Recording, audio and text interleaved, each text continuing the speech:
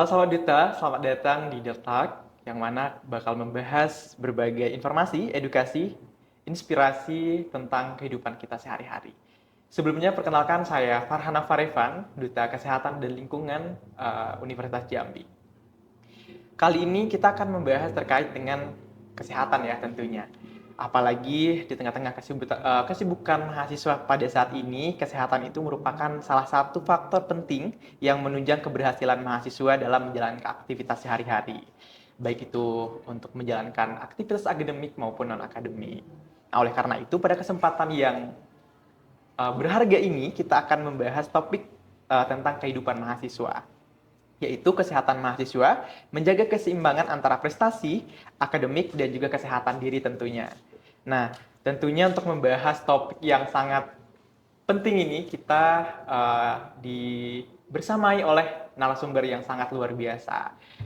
Mungkin boleh kita sapa terlebih dahulu narasumber kita pada hari ini bersama Dr. Gozi. Selamat pagi, Dokter. Pagi. Oke, gimana nih kabarnya, Dokter? Alhamdulillah baik. Alhamdulillah. Kira-kira dokter kesibukannya sekarang lagi ngapain, dokter? Oke, kalau kesibukannya sekarang saya staf di Fakultas Kedokteran dan Ilmu Kesehatan ya, utamanya di Laboratorium Biomedik. Oke. Nah, beliau ini juga merupakan dosen di Universitas Jambi yang lagi sibuk tapi masih memberikan space untuk membersami kita pada podcast kali ini. Oke, mungkin langsung aja ya dok, kita ngobrol-ngobrol santai terkait tentang kesehatan mahasiswa tentunya, dokter. Nah, di tengah dokter menjalankan tugas sebagai dosen dan juga sebagai dokter, nah apa nih penyakit ataupun keluhan-keluhan mahasiswa yang sering dokter terima informasinya, dokter? Oke, kalau untuk penyakit sendiri ya yang dialami oleh mahasiswa itu sebenarnya nggak ada sih ya data pastinya. Yes. Cuman kalau dari pengalaman klinis sehari-hari sih paling sering memang kalau usia mahasiswa itu biasanya datangnya antara mulai dari penyakit lambung ya, Iya. paling sering itu penyakit lambung. Kemudian kedua itu kayak kesehatan mental itu juga lumayan sering. Ya, kemudian kayak penyakit-penyakit infeksi itu juga lumayan sering juga, kayak misalnya demam, batuk pilek. Itu menjadi 3 penyakit lah ya yang paling sering kalau dari pengalaman saya. Jadi Bang Dokter, oke Ya. dokter. Mungkin sangat relate ya dengan kehidupan mahasiswa sekarang, dokter. Nah, kalau kita lihat di kehidupan mahasiswa yang saat ini itu, dokter, ada salah satu kebiasaan yang mungkin semua mahasiswa mengalami, yaitu begadang, dokter. Nah, menurut dokter itu kan sekarang tuh udah menjadi budaya kayaknya, dokter, begadang itu. Nah, bahkan banyak itu mahasiswa merasa produktif kalau mereka tuh begadang belajar sampai larut malam. Nah, itu menurut dokter dampaknya itu gimana, dokter, kalau dilakukan terus-menerus sama mahasiswa?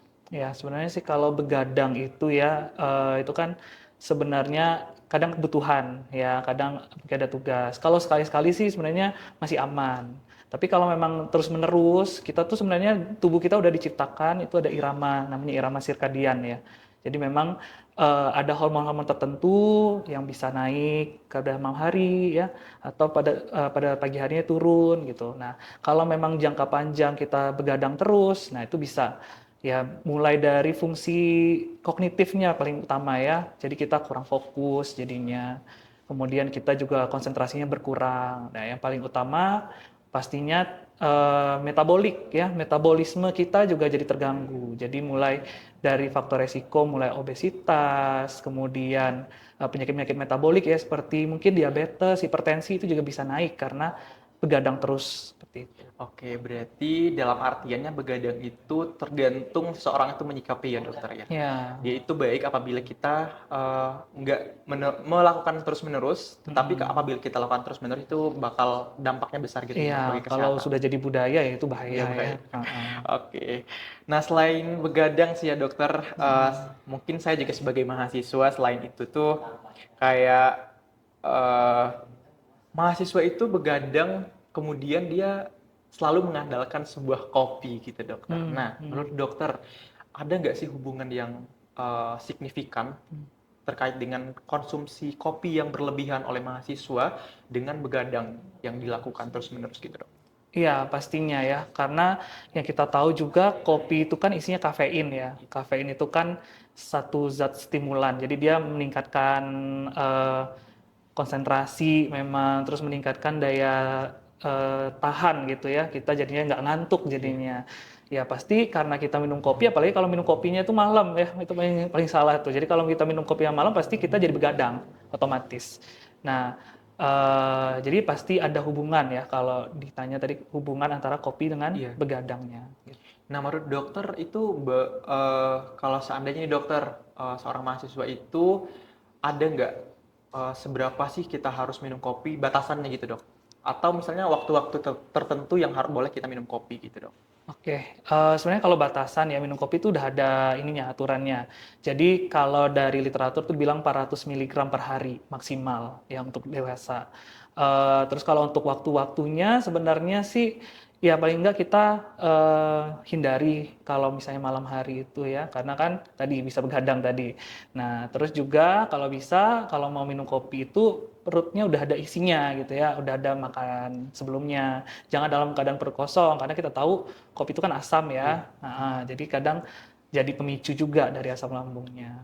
Oke, jadi perlu di-mention dan di bawah garis bawahi teman-teman semuanya bahwa minum kopi itu ada batasannya. Jadi sebagai mahasiswa yang produktif mungkin yang kebiasaannya minum kopi tiap hari, tentu kita harus menjadi alarm bagi kita semua bahwa mengkonsumsi kopi pun harus ada batasannya. Iya, betul. Oke, mungkin boleh ke next pertanyaan ya dok. Hmm. Nah, mungkin tadi udah bahas begadang ya dok, Hmm. kemudian konsumsi kafein juga kayak Hmm. kopi. Nah, terus sebagai mahasiswa itu Farhan tuh juga tidak asing mendengarkan kayak mahasiswa itu banyak terkena penyakit lambung gitu dok. Hmm. Pencernaan kayak Hmm. mah, Ya. GERD gitu. Nah Ah. itu gimana dok? Ya, kalau itu kaitannya pasti dengan yang tadi ya, mulai dari begadang, kemudian dari konsumsi kopi yang asam tadi ya. Jadi kan ada GERD ya, GERD itu kalau bahasa awamnya mungkin asam lambungnya naik ya. Nah, asam lambung naik, terus tadi kayak dispepsia ya, Iya. itu kan. Nah, itu semuanya pasti ada hubungannya dari kebiasaan-kebiasaan buruk tadi.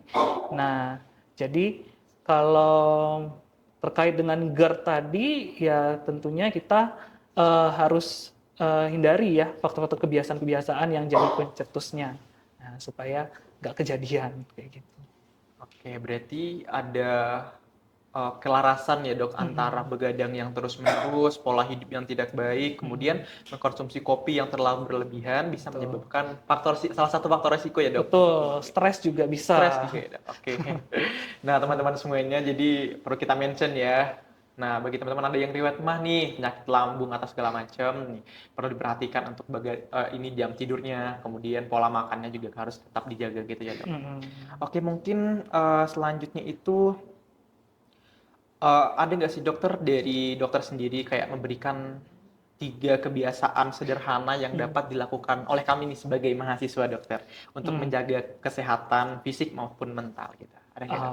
Ya, paling tipsnya yang ini ya, kebiasaan tadi ya. Pertama mulai dari begadang tadi ya harus dihindari. Ya tidur itu kan dikatakan cukup itu kalau kuantitasnya 7 sampai 9 jam ya. Kalau untuk ini, jadi nggak bisa di korting lagi Iya. gitu 7 sampai 9 jamnya. Kemudian yang kedua mungkin kalau mahasiswa seringnya itu adalah stres ya. Iya. Jadi kalau karena banyaknya tuntutan akademik mungkin ya, terus tugasnya banyak, ikut organisasi. Nah, bisa untuk mencari support system gitu ya. Artinya punya banyak teman, punya banyak kenalan yang bisa mendukung keseharian. Yang terakhir sih paling karena kadang tugas itu membuat kita jadi kelelahan ya.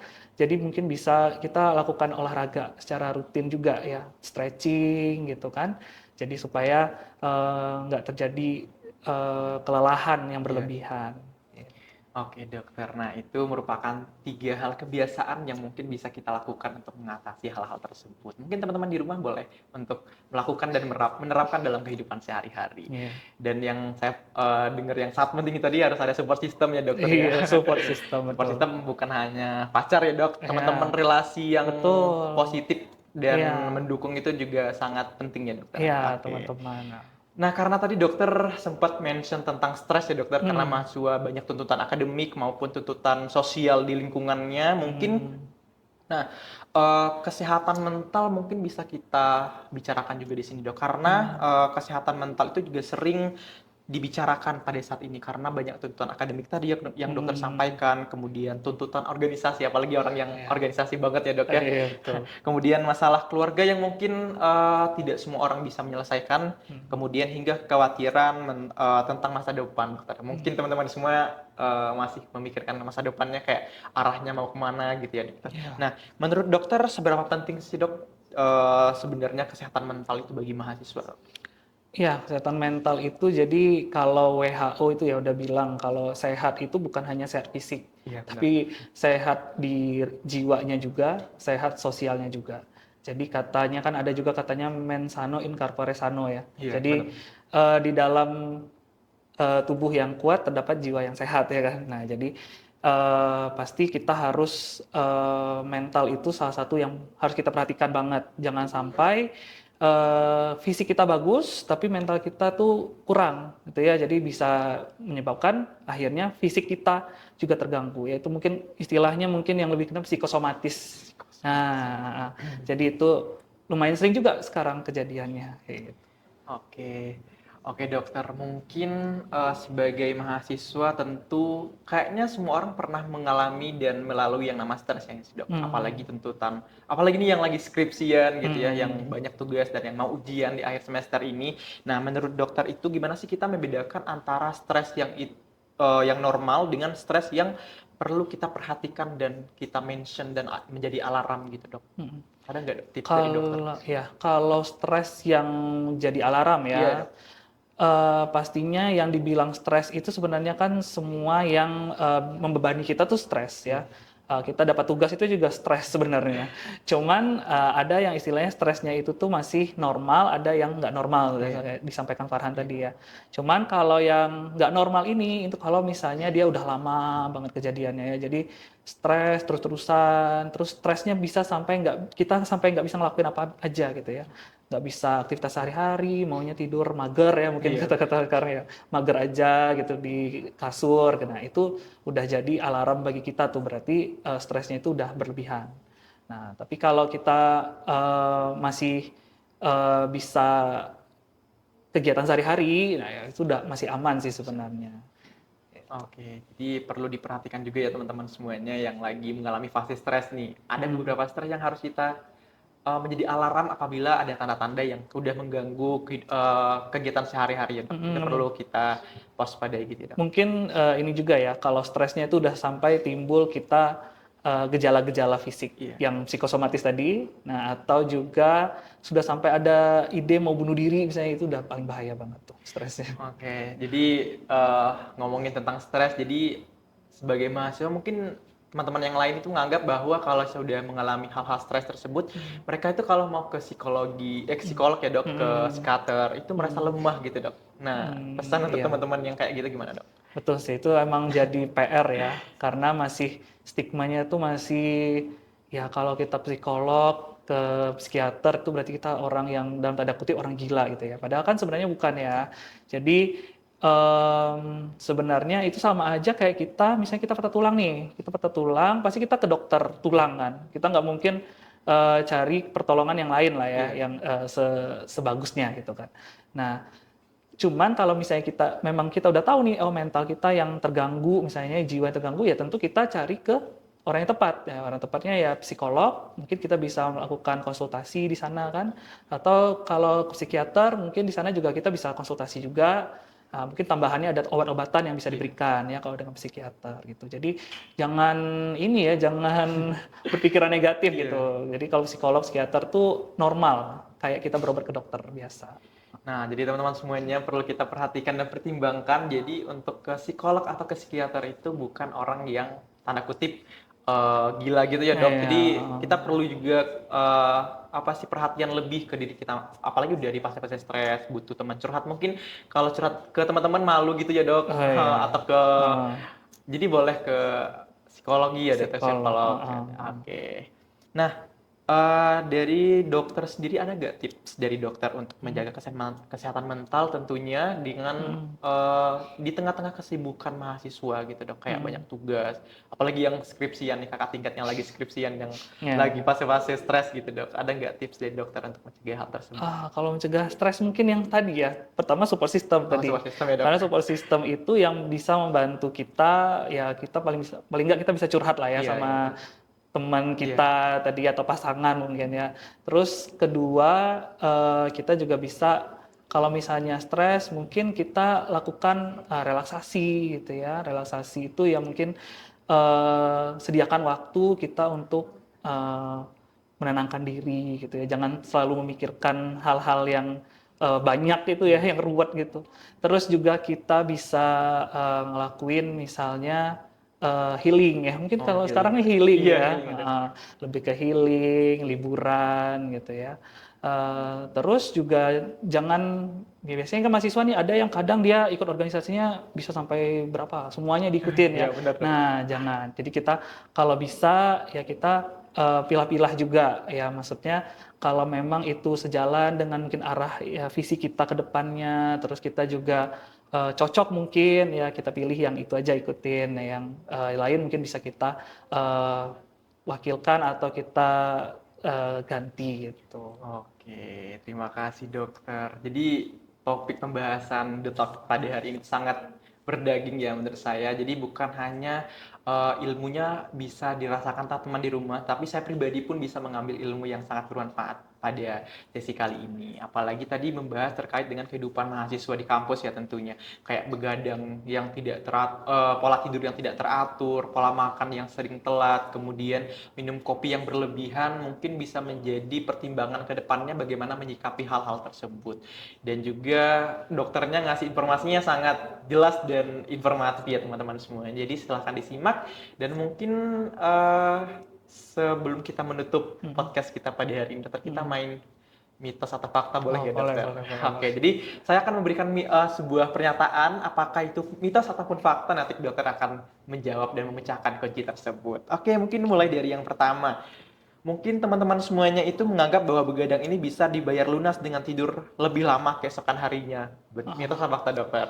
ya, itu pastinya mitos ya. Mitos ya dok? Mitos. Jadi bukan bukan kita kayak utang dulu ya, utang tidur itu Iya, iya. nggak ada ceritanya. Karena tadi yang saya bilang, karena kan ada irama sirkadian tadi ya, iramanya udah normal dari tubuh kita. Jadi kita nggak bisa istilahnya ya kita utang dulu, nanti kita bayar lunas di akhir, itu nggak bisa. Oke, jadi nggak boleh ya teman-teman semuanya Iya, begadang sampai seminggu, terus minggu keduanya dibayar, iya nggak boleh ya nggak dok. bisa. Oke, dan mungkin mahasiswa kebanyakan gitu sih dok, apalagi Iya yang sih.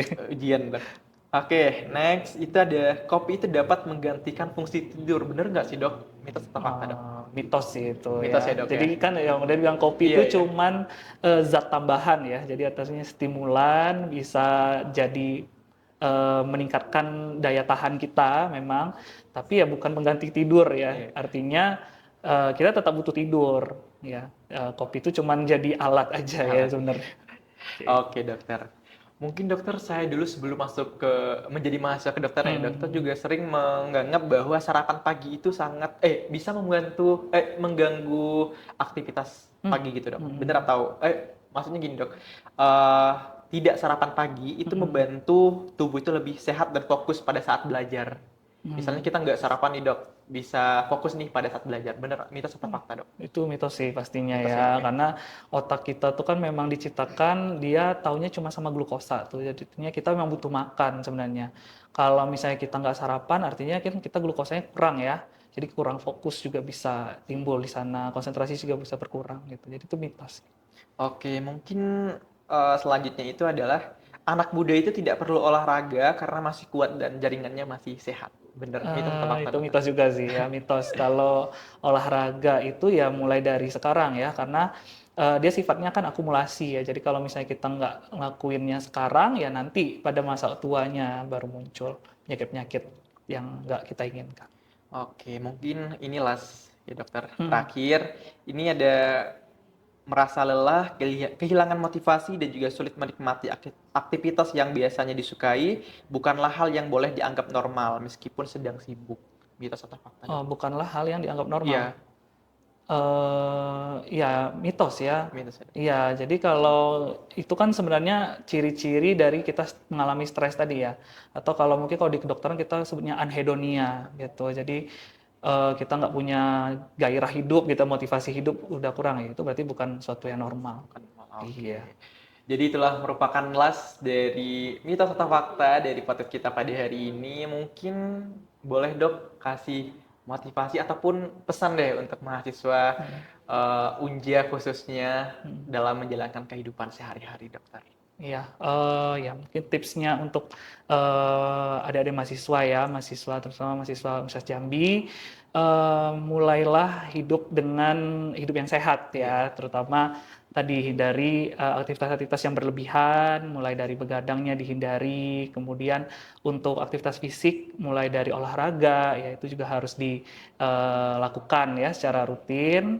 Kemudian hindari stres dan apabila membutuhkan pertolongan segera datang ke psikolog ataupun ke psikiater untuk konsultasi.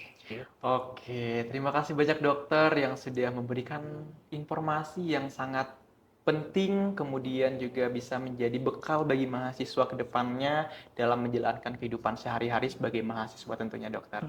Mungkin terima kasih banyak ya dokter sekali lagi atas kesempatan dan waktunya pada hari ini sudah membersamai kami dalam Detak Duta Universitas Jambi. Mungkin teman-teman semuanya dari saya ambillah informasi dan juga ilmu dari podcast pada hari ini, kemudian terapkan dalam kehidupan sehari-hari, tetap jaga pola kehidupan yang sehat, tidak boleh begadang terus, tidak boleh mengkonsumsi kopi yang berlebihan, kemudian juga hindari stres yang berlebihan ya dokter ya. Kalau ada tanda-tanda alarm yang sudah dijelaskan dokter tadi, mungkin boleh segera bisa kita berdiskusi ataupun bisa ke psikologi atau ke psikiater. Dan mungkin terima kasih teman-teman semuanya dan audiensi dari Delta pada hari ini. Sampai jumpa kembali di podcast selanjutnya. Mungkin saya Farhan Farifan, Duta Kampus Kesehatan dan juga Lingkungan Universitas Jambi 2025-2026 mengucapkan terima kasih dan sampai jumpa. Oke, mungkin boleh dulu dok. Ya.